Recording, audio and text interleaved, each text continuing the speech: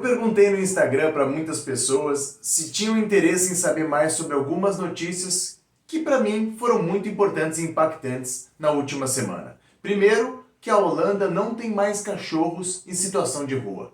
Segundo, que Chipre, que é conhecida como a Ilha dos Gatos, está correndo o risco de ser chamada de Ilha dos Gatos Mortos.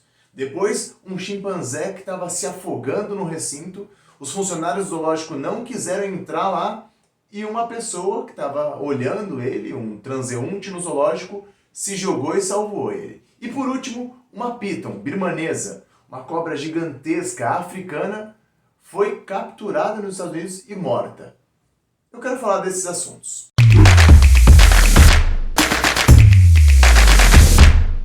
Olá, que tal? Você é uma das pessoas que veio do Instagram? Aquele apelo que eu fiz lá? Se for, comenta aqui embaixo. Se não for, comenta também, deixa seu like, compartilha, que isso é muito importante pra gente.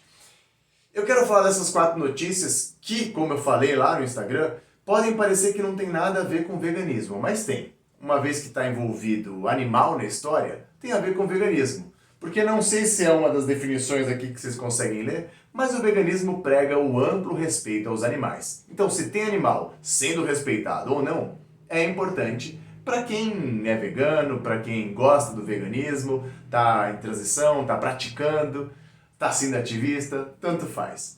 Segundo, que é isso que eu quero propor um debate para vocês. Todas essas conexões dessas histórias que parecem avulsas em países, lugares diferentes, tem tudo a ver com como vai ser o futuro desses animais, uma vez que cada vez menos tem essa divisão de animal, ser humano, floresta, cidade. Está tudo tão globalizado, misturado, que essas discussões vão ter que ficar cada vez mais frequentes. Começamos com uma notícia não muito boa. Em Chipre, né? Chipre é conhecida como a Ilha dos Gatos. Eu vou deixar um mapinha aqui para vocês verem onde é Chipre, para quem não está se localizando. Lá tem mais gatos do que seres humanos. A população aproximada de gatos é de 1 milhão e de seres humanos 800 mil. Só que está tendo um surto, uma doença que está atingindo quase 90% dos gatos e muitos deles estão morrendo, já morreram 300 mil gatos. Os felinos estão sendo diagnosticados com peritonite intestinal felina, PIF, e isso está gerando uma mutação com a Covid felina.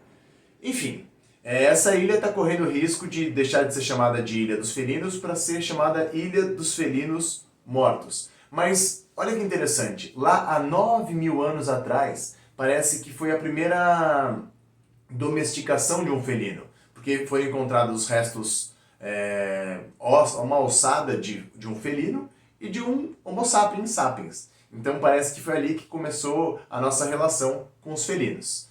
Então é muito importante que a gente mantenha nessa ilha os felinos são e salvos. Outra notícia agora boa, a Holanda conseguiu tirar das ruas todo e qualquer cachorro. Não existem mais cachorros em situação de rua, não existe mais nenhum cachorro abandonado na Holanda. E como eles conseguiram isso, que é incrível e que a gente pode e tem que aplicar aqui no Brasil? Primeiro, que não foi da noite para o dia, demorou 100 anos.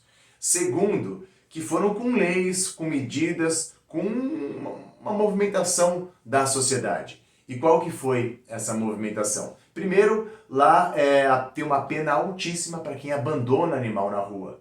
Infelizmente, tem gente que abandona animal na rua. Então, lá cobra-se uma multa que equivale a 16 mil dólares. Então, pesou no bolso, a galera parou de abandonar cachorro. Também tem mais... eles começaram, uma questão de política pública, uma lei que tem mais impostos em pet shop. Então, de repente, para um pet shop não convém criar um animal no canil e vendê-lo, fazendo com que esse comércio não seja tão interessante. Com esse comércio não tão interessante, mais pessoas passaram a adotar cachorros sem raça, ou cachorros que já estavam sem donos, enfim. E por último, eles castraram 70% até dos animais que estavam por aí. Então eles pararam de se procriar, perpetuando esse abandono entre os cachorros. Aí mais 2 notícias para finalizar. Uma de um chimpanzé que estava num recinto e ele estava brincando com outro animal, tem até o vídeo, eu vou deixar tudo aqui embaixo, todas essas matérias, links para vocês, se quiserem olharem e compartilhar. Ele estava brincando com um outro chimpanzé e caiu na água. Vocês já repararam que nos zoológicos, quem ainda frequenta, repensa, mas quem já foi num passado distante, ou quem viu foto por aí, que em volta das ilhas onde vivem os chimpanzés ou os primatas, tem água, porque eles não são bons nadadores, né? Pelo biotipo mesmo, pelas características físicas deles, eles não nadam bem. E é, inclusive, infelizmente comum, se um chimpanzé cair na água, ele se afogar. E foi isso que aconteceu. O chimpanzé caiu na água, estava se afogando, ele caiu por acidente, estava brincando com outro, e uma pessoa que estava olhando de fora a jaula ali, o recinto dos chimpanzés, viu que o pessoal do zoológico, os funcionários, não se atreveram a entrar no recinto, porque eles sabem que o chimpanzé é muito mais forte que uma pessoa, e eles, conhecendo bem a dinâmica aí dos animais, ficaram com medo. Ficaram com medo dos chimpanzés e deixaram ele à própria sorte. E aí uma pessoa invadiu o recinto, caiu na água, tirou esse chimpanzé, tem o vídeo, assista, tá aqui embaixo, e salvou ele. O chimpanzé não fez nada, só olhou meio até de alguma maneira grato. É curioso porque essa relação deveria ser mais próxima, afinal de contas os chimpanzés têm 98, 99% da nossa genética. A última notícia é sobre uma piton birmanesa que lá em Everglades, na Flórida, parece que elas estão bem comuns. E eles incentivam pessoas, inclusive tem esses irmãos, matéria aqui embaixo também, esses irmãos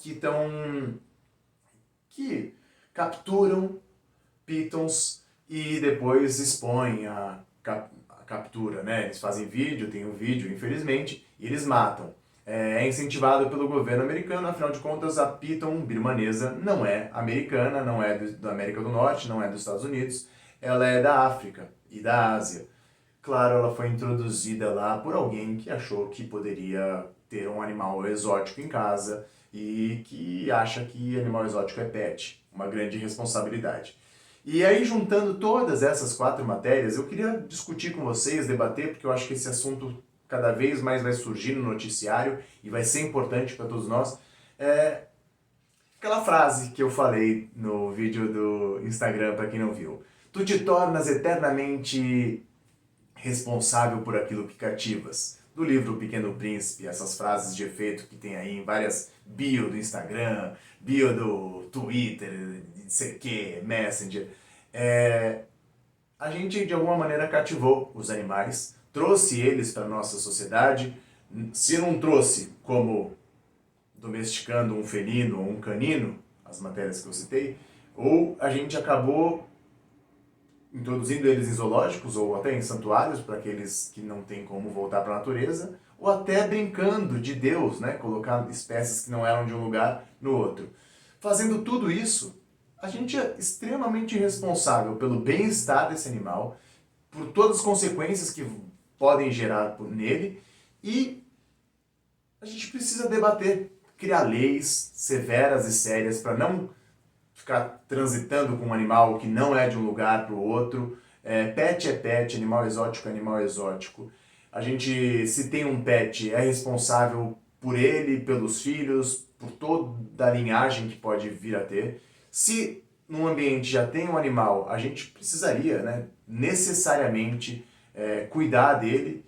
E se infelizmente ainda tem zoológicos, esses lugares têm que dar uma vida digna para esses animais e não pode de maneira alguma tratar animal como objeto.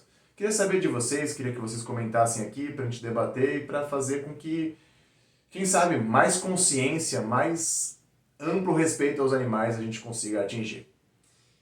Esse é o VegFlix, Universo Veg, em um só canal.